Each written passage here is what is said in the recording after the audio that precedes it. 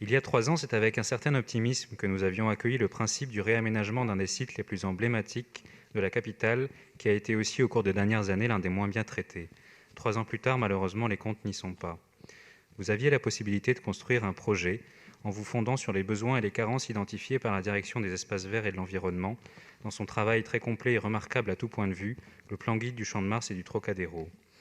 Au lieu de vous appuyer sur l'expertise de la ville et de ses services, vous avez préféré la mettre de côté et avoir recours, pour un coût qui n'est pas négligeable, ainsi que l'a rappelé le maire du 15e arrondissement, à un grand nom de l'urbanisme. Notre premier regret porte donc sur le choix d'avoir organisé un concours au détriment d'un projet qui aurait pu être à 100% celui des Parisiens et de la ville.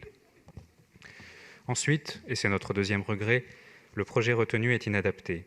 D'abord parce qu'il crée une unité artificielle dans un périmètre qui permet de découper dans le vif du paysage parisien un projet à votre convenance qui évacue la question gênante de l'installation et du maintien du Grand Palais éphémère et qui évacue par là même la question de l'avenir du plus grand espace vert parisien, le Champ de Mars.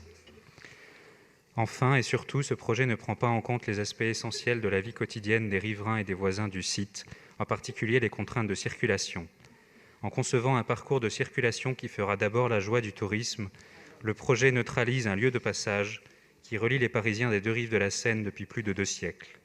En résumé, au prétexte de vouloir aménager les abords du site de la Tour Eiffel, le projet retenu coupe le Champ de Mars en deux, contraint les Parisiens à de nouveaux efforts au profit du tourisme.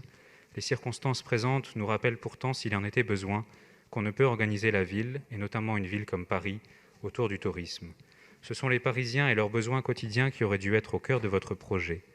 Force est d'admettre qu'ils n'y sont pas, et nous le regrettons. Merci beaucoup.